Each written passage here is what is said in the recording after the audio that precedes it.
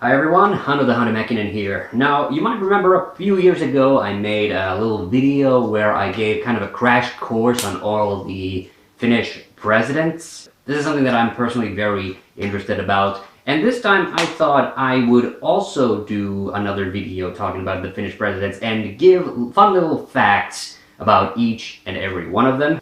So here are 12 fun Finnish presidential facts. Now you might remember from my very first video that Ståhlberg was our very first president, and that he didn't particularly like having the job, mostly because he spent a lot of his time just dissolving governments, because in the early years none of the Finnish members of parliament could agree on anything. So it's not surprising that he did not run for re-election. But he did end up having a very interesting post-presidential life, because one of the interesting things that happened to him was that he got kidnapped after being the president. The most important thing Ståhlberg did as president was pardon all the remaining prisoners of war left over from the Finnish Civil War. And as right-wing fervor was very high in Finland at the time, this weirdly made many people see him as a communist sympathizer, even though he was pretty much anything but. So anyway, the Lapua movement ended up kidnapping him and his wife, and only during the kidnapping operations they kind of came to the realization that maybe this was a bad move, because they completely aborted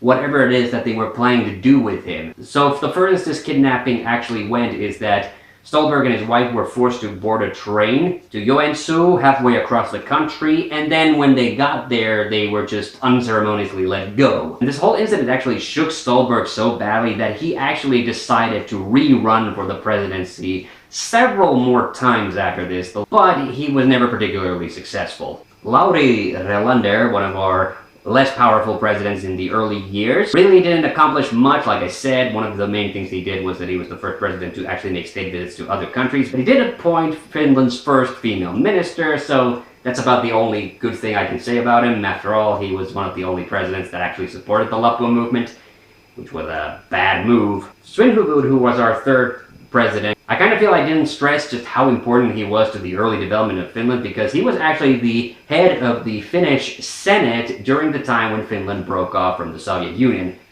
The Finnish Senate was basically the precursor to the Finnish government, and Svinhufvud was actually the guy who went to Moscow to get Finland's Declaration of Independence signed by Lenin, which was a big deal for him because he absolutely despised Lenin.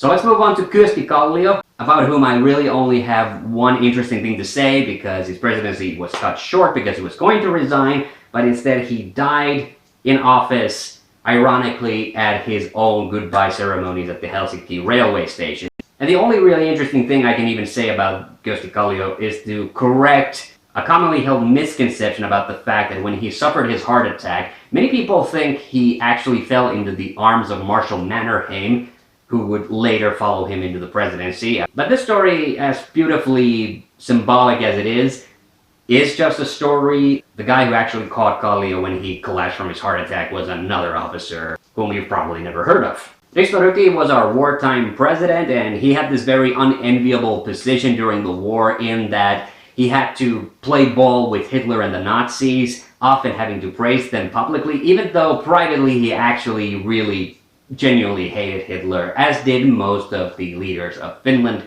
But again, Germany was really our only ally, so you couldn't really do much with that. But while Ryti was not cool with the Nazi ideology, the unfortunate little presidential fact about Ryti was that he very much was in favor of eugenics. Particularly Finland's own special brand of eugenics, which was forced sterilization of the handicapped. Yeah, that's not a pleasant thing to dig up, but it happened. Now, Marshal Mannerheim, of course, represents the interesting break and shift in the political leanings of the presidents. And as I mentioned in my original video, Mannerheim's pre-presidential life was so much more interesting than his actual presidency, because he didn't end up even serving a full term. He actually resigned because of bad health. And I'm also pretty sure he's the only president who passed away in a country other than Finland, because he moved to Switzerland in his late years. But he is Finland's only non-partisan president. That is to say, he was not endorsed by any party, which wasn't really necessary because he's also Finland's only president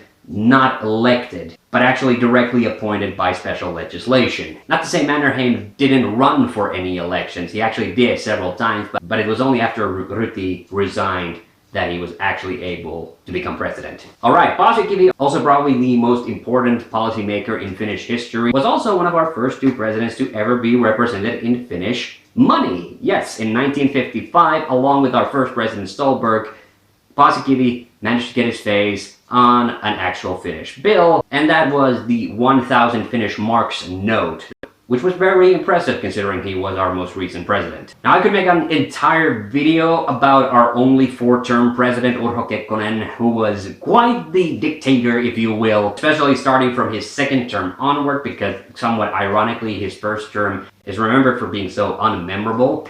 When Kekkonen finally consolidated all the power to himself, however, he could be very kind of flamboyant in his use of power and also in the way he conducted himself as president. One of his most famous quotes is literally "goddamn morons," which he wrote in a letter to the head of the government at the time that he was displeased with. But the presidential fact that I actually want to bring up was this weird vain streak that Kekkonen had regarding ties. He had this whole thing where he would openly insult people's ties, saying that they looked ugly, and on one occasion he even gave his tie to a journalist, saying that at least now you have one good tie. After Kekkonen's extensive reign, we finally moved on to the left-leaning presidents, our first, which is Mauno Koivisto, which at the making of my original video was our oldest surviving president. Sadly, he has since passed away. Now, compared to Kekkonen's very direct approach and way of speaking, Koivisto is always remembered as this very philosophical and kind of a quiet ponderer, which is one of the many reasons why the press just loved to make fun of him, and which is why Koivisto understandably didn't have a very high opinion of journalists, and actually gave them a funny nickname, which was Sopuli, which literally means lemming, which is exactly the kind of quirky sense of humor that I would expect an intellectual like Koivisto to have. Martti Ahtisaari was actually the first president who was elected through direct elections. For him, Finland also actually have an electoral college system, and Ahtisaari became very popular considering that he no longer had that much power because the presidential powers had been weakened so much. It actually really annoyed him that he wasn't allowed to make any foreign policy decisions because the government at the time was controlled by the Center Party, who really didn't like him, and it annoyed him because Ahtisaari had actually been a very successful diplomat earlier in his life. In fact, later on he won the Nobel Peace Prize for his accomplishments. But instead, Ahtisaari decided to just pour his own money into helping Finland's unemployed, because during the early 90s, Finland of course was hit by a massive recession. And which is why Ahtisaari might be the most popular president to have never run for re-election. Yes, in 2000, Ahtisaari assumed that his party, the SDP, was going to automatically nominate him for re-election, but instead they wanted to have an internal election first to find out who would be the real candidate. Ahtisaari was apparently so offended by this process that he decided just to not run at all, which is why we ended up with SDP's actual candidate, which was Tarja Halonen, who ended up becoming Finland's first female president. Now, of course, Tarja being the first female president meant that she is the first president to not have a first lady. His spouse is Dr. Pentti Arajärvi, and yes, so they have different last names, which was also considered very progressive of Halonen at the time. But as I mentioned, of course, at this point, the office of the president didn't really have a lot of power, so unfortunately I don't have too many interesting Halonen trivia bits. Except, of course, her uncanny resemblance to Conan O'Brien, and also that she has a very noticeable speech impediment, which is to say that she can't say her R's properly. The Finnish language, of course, uses a rolled R, and what Halonen instead produces is a kind of a weak guttural R instead, which unsurprisingly with the other two SDP presidents that we've had makes for the perfect trilogy of presidents who are very, very easy to imitate.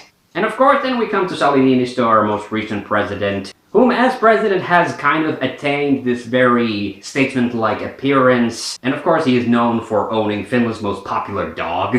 So looking at Niinistö, you might get this very super wholesome impression of him as our head of state, which is kind of ironic because in his youth, when he looked like this, the two things that most people probably knew about him was that one, he was a heavy smoker, and two, he was an avid roller skater. In fact, these two traits were so prominent that they became his dominating traits on this really funny animated political satire show called The Autocrats. And yeah, of course he has a very easily imitatable voice as well, because of course he does. So those were the Finnish presidential facts. I hope you found this video amusing or entertaining, or at the very least educational. I'm Hannu TheHande. See you on the next one.